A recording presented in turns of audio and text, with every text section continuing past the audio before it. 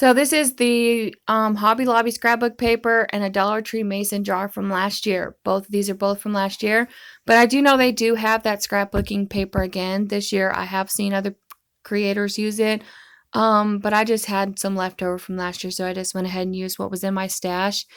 And then I'm just gonna put it where I would like it, and then I'll cut it out, trace it out, cut it out, and then just a rough cut. I didn't go very deep and too close to it. And then what I do after that is I'll take that Mod Podge. This is just a refill bottle. I get the big one from Walmart and I just refill up the little one from Dollar Tree. It just makes it easier for me to squeeze out. And then plus my Mod Podge, the big one, is not drying out or getting crustiness on the top of it or things. So that's what I found works for me. And then that paintbrush, I just use that. That's also from Dollar Tree and it works great. I love those paintbrushes. Here I'm just tracing it out, and then I do a very, very thin coat of Mod Podge, both on the surface mason jar and on the actual scrapbooking paper. A very thin coat, just enough to basically put enough little glue on it to help it stick and adhere to it.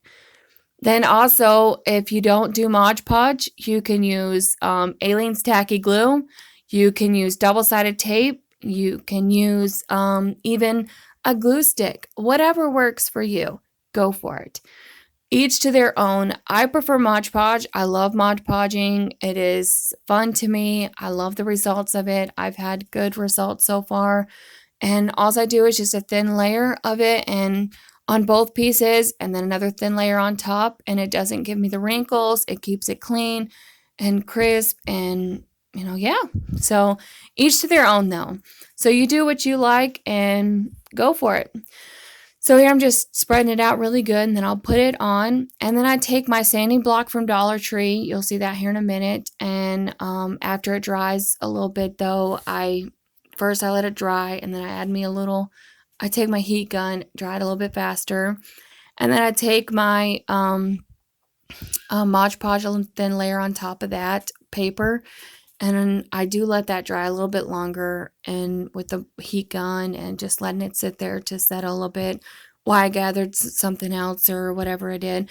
But anyway, and then I just took my sanding block and I just sand it away from my surface. You'll see that in just a minute. I'm almost there to it. But thank you so much for stopping by to my channel, Sunflowers and DIYing. I am Sarah, and I'm new to this. And I do apologize. It has taken me a little over a week to get up another video to y'all. I went out of town to visit my sister who just had a baby, and I was super excited about that. So stayed really busy there, helping my parents and all that fun stuff. And so now I'm back to it, and I just hope that you guys didn't give up on me and be like, oh, is she going to give us another one? Yes, I do plan on giving you another one. And here it is, just trying to, figure this all out with the editing and all that fun stuff.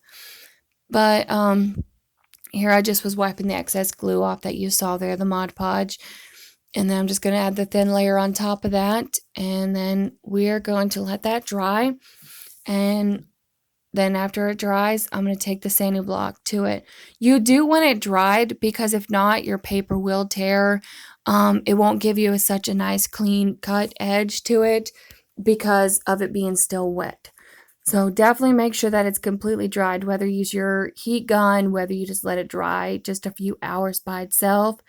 And I just use my heat gun because I have 3 little ones, and I just try to get as fast as I can get the project done so that I don't get interrupted too many times or all that fun stuff. Definitely glad there's a voiceover, because you would constantly hear my little ones in the background if there was not a voiceover.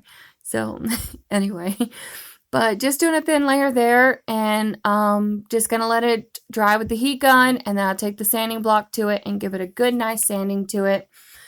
And then here's the sanding. You want to take it away from the away like I am, just outwards, away from you, and it gives a nice clean edge. Then I'll take the twine from Dollar Tree, the Crafter Square, and I'll wrap it around the top of it with a cute embellishment. And then I'll take the sunflower also from Dollar Tree this year and just give it a nice cute little embellishment. Oh yeah, and I forgot. I did paint the edge. I didn't like the white. I wanted it to stand out more. I do encourage you, if you do plan on painting it, to do it before. If not, just be very careful, which I was, thank goodness. I was very careful about it. Just try taking my time on that. But anyway, here you'll see me to embellish it now.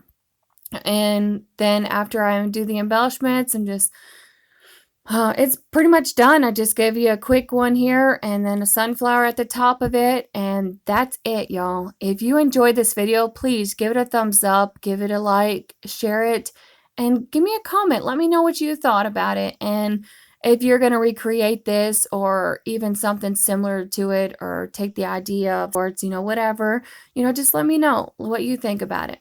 All right, y'all have a great one, and happy fall, y'all.